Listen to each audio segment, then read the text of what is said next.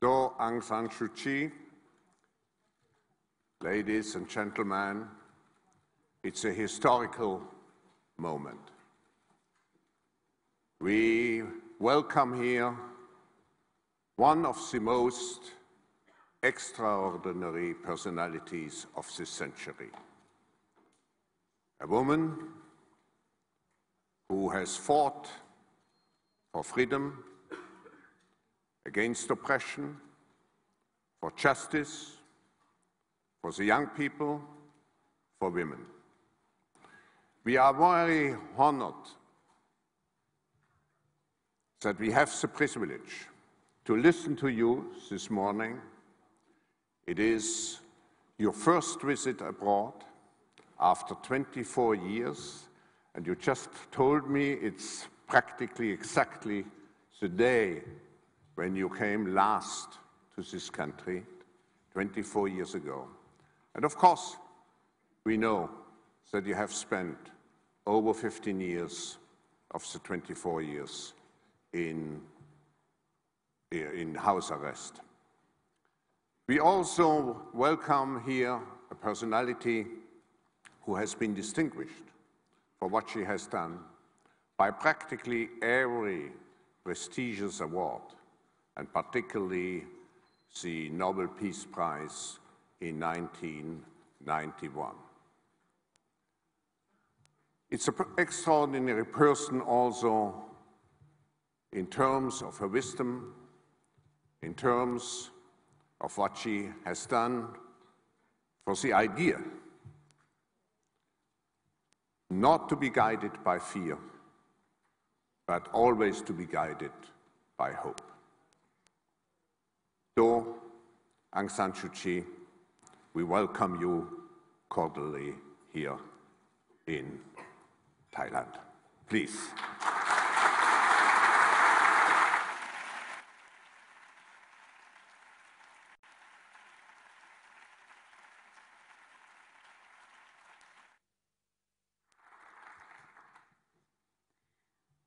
I would like to begin by thanking Professor Schwab and all the organizers of the World Economic Forum who made it possible for me to come here.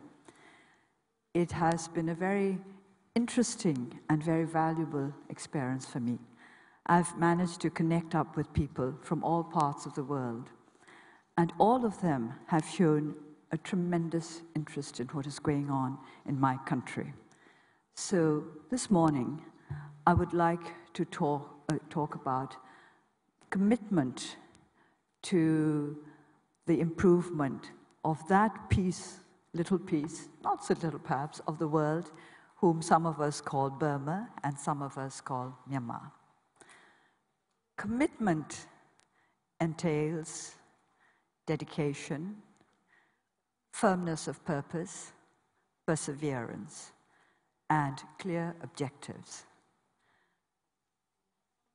I have been asked very often whether I think that the reform process in Burma is irreversible.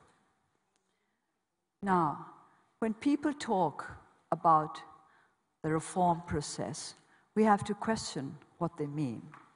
When I was first released from house arrest at the end of 2010, people usually meant political reform. They were aware of the fact that political prisoners were being released and that there were steps towards national reconciliation. And as the NLD, my party, decided to re-register and take part in the electoral process, this was seen as a sign of inclusiveness. But later, as we started preparing for the elections, I noticed that the emphasis shifted to economic reform. People, when they talked about reform, meant economic reform. With regard to that, there are many different opinions. I have heard people getting very excited over the momentum of reform in Burma. At the same time, I have heard others, some of them hardened entrepreneurs, saying, reforms? What reforms? So this is why I prefer to talk about improvements in our country, because reform could mean whatever it is that the person who is using the word may wish it to mean. But for me, reform means improvement to the condition of our people. Going back to commitment, when I'm asked this question, are the reforms in Burma irreversible? I say this depends on how committed the military is to this reform process. Now, I would like to expand this to say that our success will depend how irreversible the reform process is, will depend on national commitment. There has to be commitment on the part of all of those who wish to improve the state of our country.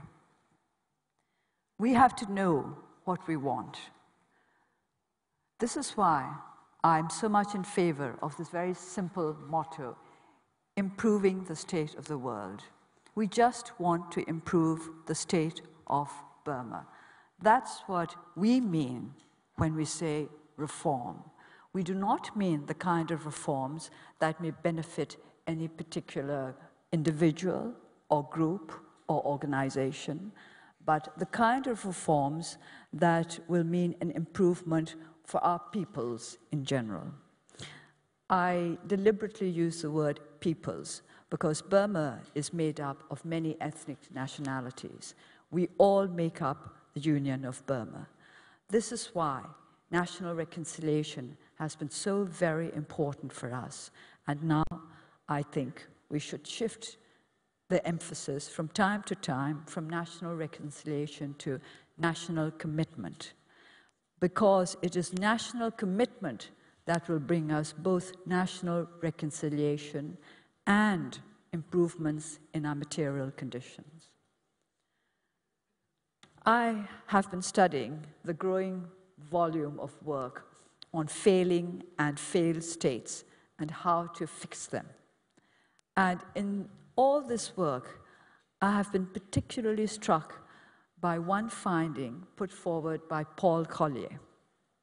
He mentions that it has been found that a critical mass of educated people was important, in fact, essential in order to make reform strategies work.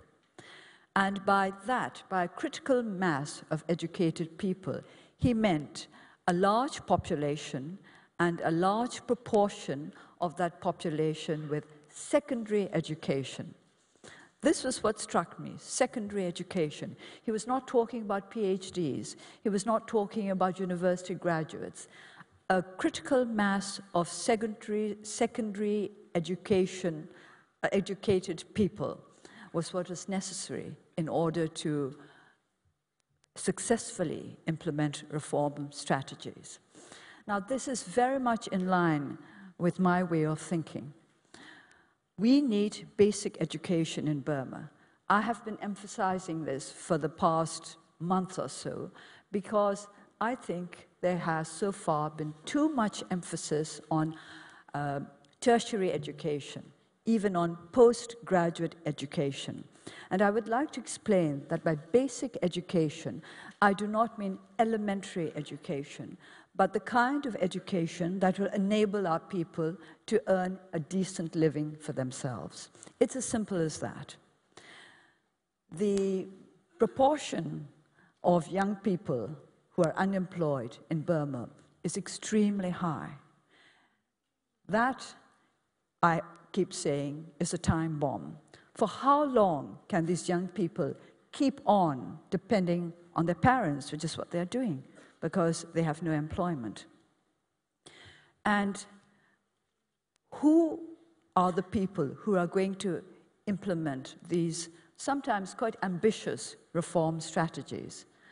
Again and again, those interested in the new openings in Burma who have visited our country during the past month or two have remarked on the fact that there is a grave lack of people capable of carrying out the measures that the government is proposing. So who are going to carry out these measures? How do we find the people who will make sure that our reform process becomes irreversible? We need capacity, but not quite capacity in the way in which some organizations see it. We need capacity to be built from the ground upwards.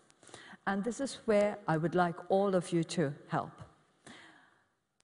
I would like you to think very seriously about how to build up a strong, basic foundation for reform success in Burma.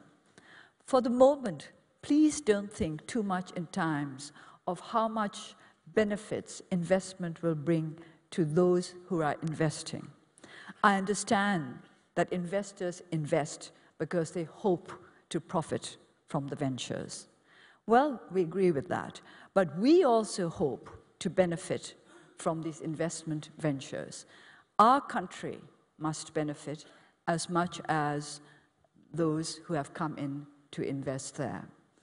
So please think deeply for us. I have been listening to many speakers in this forum, and I was particularly struck by one comment, very simple comment, that we have to look to the questions of corruption and inequality. And I absolutely agree with that. We have to try to eradicate corruption and inequality as we proceed towards greater investment. We do not want more investment to mean more possibilities for corruption. We do not want investment to mean greater inequality. We do not want corruption to mean greater privileges for the already privileged. We want investment to mean, quite simply, jobs, as many jobs as possible. It's as simple as that. Job creation is extremely important in Burma. And together with job creation must go training, the kind of training that will enable our unemployed young to take up jobs, vocational training.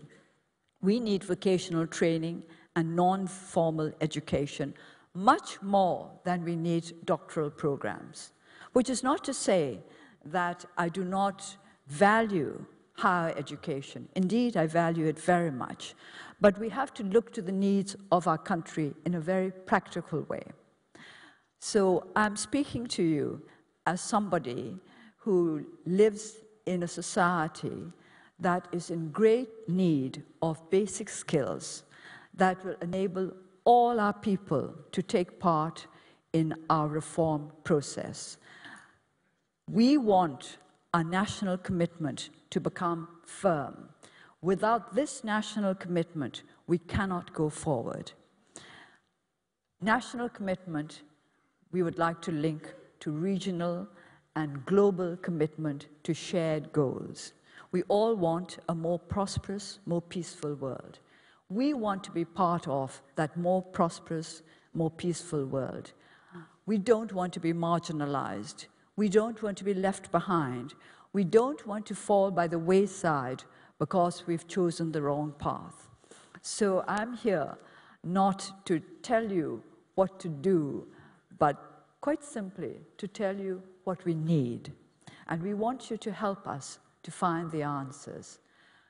Many countries have grappled with corruption and failed, or are failing at the moment. I hope they will succeed at some time. We have to grapple with corruption.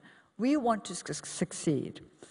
I keep telling our people, it's true that we're behind everybody else, but that means we can learn from the mistakes of everybody else. And in that way, we will avoid making these mistakes, and as our well-wishers keep saying, we can leapfrog and get to our goal quicker than we might otherwise have done if we had not been aware of the mistakes made by others. So in this meeting, I would very much welcome suggestions from all or any of you. I don't think all, because I suppose there won't be time for everybody to make suggestions, as to how we can cope with the problems of a country which is still yet at a stage when we are working towards national reconciliation. You have to accept that we have not yet achieved it. So we are trying to achieve national commitment to national reconciliation and development.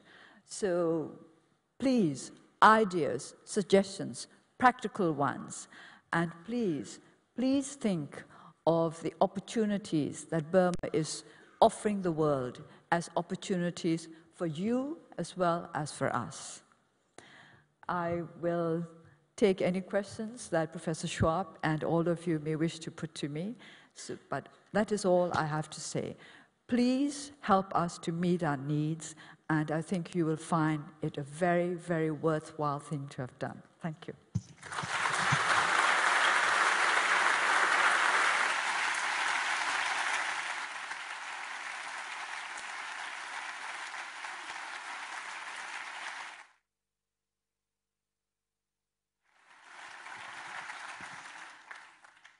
Thank you. Now, if I may just come back to two words and two definitions you used. One was improvements. Can I ask you, Aung San Suu Kyi, what would be the priorities which you would see for such improvements? I have to say job creation, because I'm extremely worried about the high level of unemployment in my country, particularly youth unemployment. As I mentioned earlier, that's a time bomb. Many of our young people are already following the wrong path. They sit around at tea shops, but what is worse, some of them sit around at toddy palm shops. And you know what toddy palm is, it's our cheapest alcoholic drink. So, and some of them have taken to drugs, some of them have taken to gambling. If this goes on, we will not be able to reform them, let alone reform our country. So I keep saying, what I'm afraid of is not so much joblessness as hopelessness. If our young people start losing hope, we will have a big problem on our hands. So job creation. If I may come back also to the other expression you used, the national commitment. In what form would you like to see this national commitment expressed? As commitment to national goals rather than to goals that are really for the sake of empowering any particular group or organization. I think we need to empower our people. This is one of our first national goals. Without the empowerment of the people, it's no use talking about democracy. We can talk about democratic reforms, but if we don't empower our people, if we work to increase their dependency on the powers that be, then we will not achieve our democratic goals. An empowerment of people, of course, requires what you emphasize so much: education, training, a building of capabilities.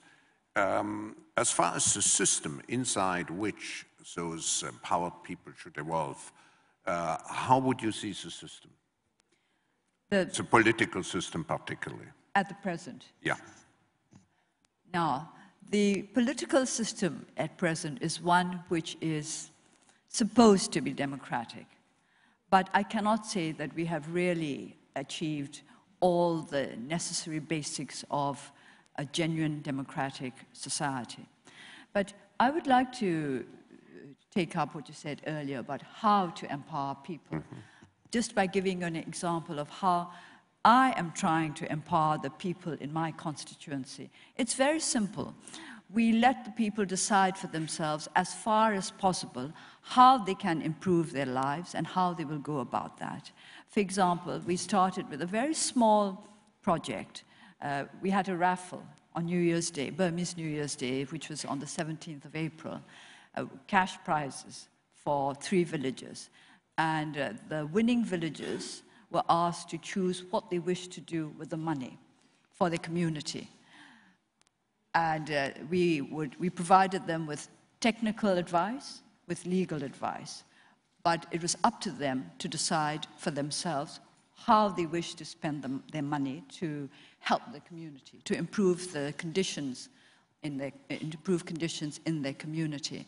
And it was amazing how quickly they understood what was expected of them. When they were told that they could decide, but it had to be by consensus, everybody in the village would be allowed to take part in the discussions. Well, children could sit in, even if they couldn't understand what was going on. And we made it quite clear that we would make no distinction between members of the NLD and members of other political parties.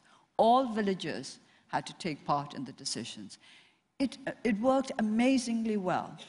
We won the elections 2 months ago, and in these 2 short months, I think some of our constituents are beginning to learn what it means to be members of a democratic society.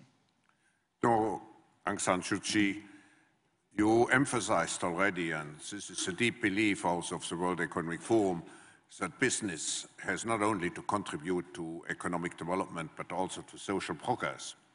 Now, in Davos, we were very fortunate that you addressed us already 3 months after you have been released from house arrest in 2010, so you had a communication 2011. And this year, in your video message, you said that economic progress is dependent on more than just fiscal and monetary measures, need to be upheld by judicial and legislative reforms to ensure that sound regulations and laws are administered justly and effectively. Now, I take this statement and enlarge it a little bit. How do you see the evolution of the judicial framework in your country? You're setting me off on my favorite subject. I'm afraid I'm going to be a terrible bore. I've always insisted that rule of law was most important issue. And we've had to try to make people understand in Burma, I think in Burma rather than elsewhere, that by rule of law, we did not mean new laws. And by rule of law, we did not simply mean laws aimed at protecting the rights of political activists. Some people in Burma think that's what we're talking about when we talk about the rule of law. So I have to insist, ad nauseum actually, that there are many good laws already existing in Burma, but we do not have a clean and independent judicial system. And unless we have such a system, it is no use having the best laws in the world. So would-be investors in Burma, please be warned. Even the best investment law would be of no use whatsoever if there are no courts that are clean enough and independent enough to be able to administer those laws justly.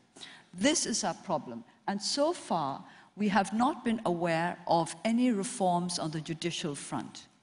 We keep saying we need judicial reforms, but I have to confess that not many in the government seem to agree with this. They do not seem to think that there's a need for judicial reform, or perhaps they don't think there's an urgent need for judicial reform. But I consider the need to be very urgent indeed.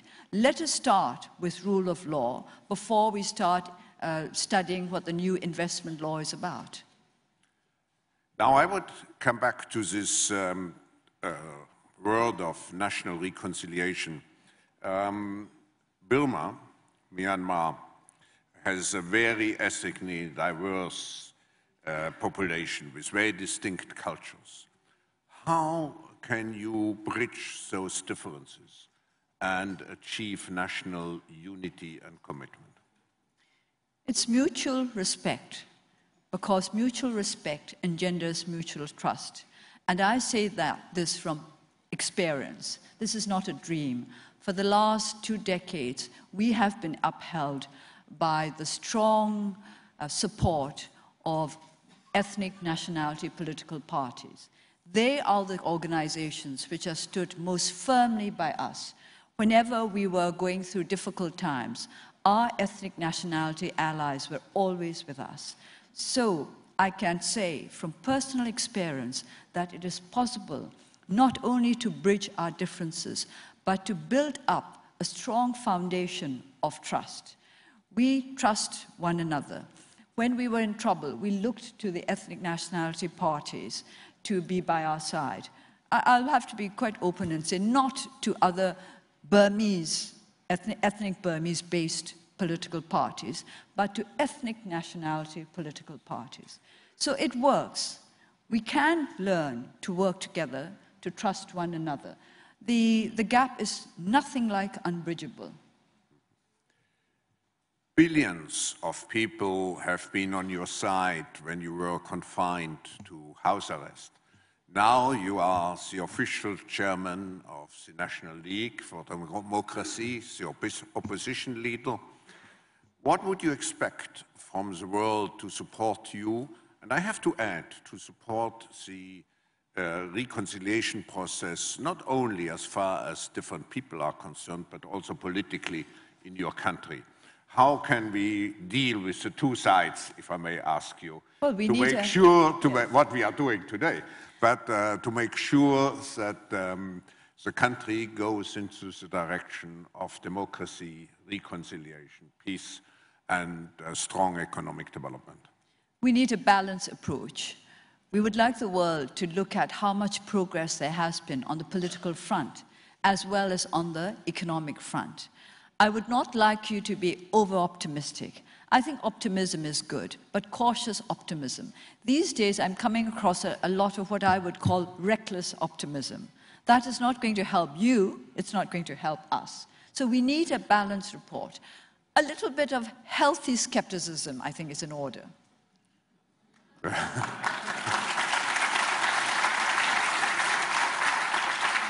Now, Myanmar will have the presidency of the ASEAN countries in 2014. So that's in some way a benchmark. What would you see to be concretely achieved by 2014, and how should the ASEAN partners reflect on what they would like to have achieved by 2014? What will be achieved by 2014 will depend to a certain extent on the other ASEAN nations. You must know what you want Burma to achieve, and you must let Burma know what you want it to achieve. I believe in working for whatever we want. I don't believe in handouts. So ASEAN should not engage in handouts. You must demand from Burma as well. You must tell them what you expect from them. You must tell them what you expect from the future chair of ASEAN. I think that is very much in order. We must all learn that we don't get anything for nothing. This is a very simple, basic lesson that I keep repeating to our people. We don't get anything for nothing. And there is no use in hoping unless you engage in genuine endeavor. No endeavor, no hope. That is a very simple formula. And I think ASEAN must insist on this. ASEAN must let Burma know what you expect from its chair of 2014. Madam, may I ask you a personal question? We are coming to the end of this session. What went through your thinking when you stepped down from the plane after 24 years and 1 month abroad? Well, let me tell you what went on in my mind before I stepped down from the plane. Because the captain was so very kind as to invite me to sit in the cockpit as we were making the landing, so I would have a good view of Bangkok spread out in its nighttime glory. And sitting in the cockpit, I looked at this very, very complicated control panel, very high tech. And it struck me that 30 years ago, my attention would have been riveted on that control panel. It would not have been engaged by all the lights below, because I've landed in New York, I've landed in London. In those past years, I'd seen, well, brighter lights than I saw that evening. But this time, I was completely fascinated by the lights because I had just left a Burma suffering from electricity cuts. I'd left Burma, when I left Burma 3 days ago, there were demonstrations, candlelight demonstrations going on all over the country, protests against electricity cuts that had been plaguing us for a month or so. And I thought, 30 years ago, the scene that met my eyes on landing in Bangkok would not have been very different from what would have met my eyes on landing in Rangoon. But now the difference is considerable. And this is what went through my mind. I have to say very frankly that what went through my mind was, we need an energy policy.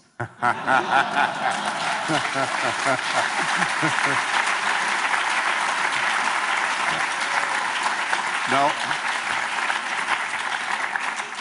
may I add, before we conclude, another personal question? You had the admiration of the world because you showed so much strength during those many years of struggle. What gave you the strength? I was asked a question similar to this by young shapers, and I said DNA had a lot to do with it. But I think I should have mentioned something equally important. It was my mother who taught me to be disciplined and to put duty above everything else. She did this not just by teaching me how important duty was, but by acting out her belief in the primacy of duty. Because she taught me that duty mattered more than anything else in life. I don't know whether all of you agree with me or not, and of course then we can argue about what is meant by duty. It became second nature for me to try to discharge my duty as far as I was capable. I can't say I've always been good in the sense of, I can't say that I've always put duty before everything else, but I have tried.